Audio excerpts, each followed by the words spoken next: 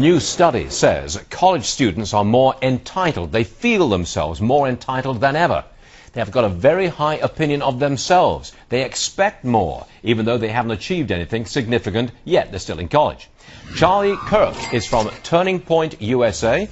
For a change, he's with us here in New York. Charles, welcome to the program. Thank you for having me. Now, okay, the study says they've got a high opinion of themselves, full of themselves, okay? They think they're very good academically. They think they make a great contribution. They're full of themselves. Is there something wrong with that?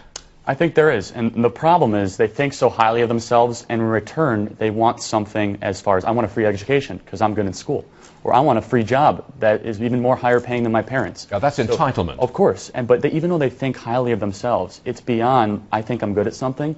It's to the point where I deserve the world.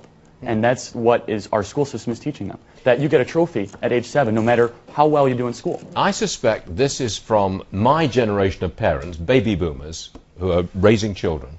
And they've raised them by always praising them for every single thing they do. They get a B or a C. Oh, very good, Johnny. Right. Very good indeed. You think that's where it comes from? Right. Actually, in a local school near Chicago, they no longer allow failing. There's no more Fs. You just move on. It's just called, you need a little more attention. You're not allowed to be held back a grade. And what does that do? It says, it's okay if you get a C. It's okay if you get a B. We're no longer striving for excellence. So the kid who gets a C his whole life, he may on that survey say, oh, I'm a great student. But in reality, is he really putting all the effort forth? We're not teaching them merit. They might think that they're the greatest student in the world. And that because of that, they're like, oh, I should get an education. Because my whole life I've been given a trophy. And you don't agree with this. You promote capitalism. Oh, of course. And capitalism, competition, and merit, and responsibility, self-reliance, all the rest of it. And you think that runs counter to this feel-good, entitled generation. Right. Life is tough. And kids from about elementary school to when they graduate college, they're living a pretty nice life. A lot of kids don't have to pay for college. Their parents will take care of it.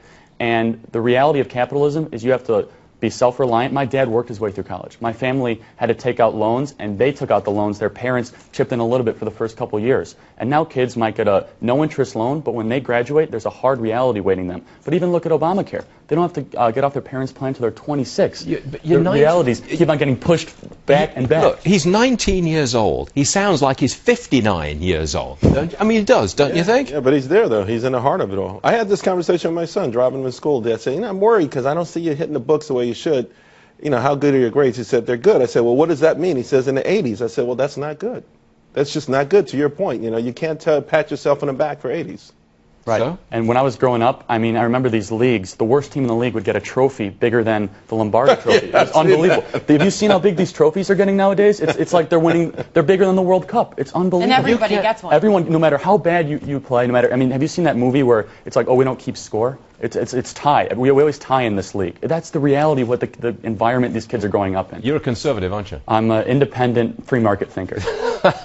Well, good luck getting elected to anything with a point of view that says more responsibility, try harder, strive, get up in the world. That's the old-fashioned way.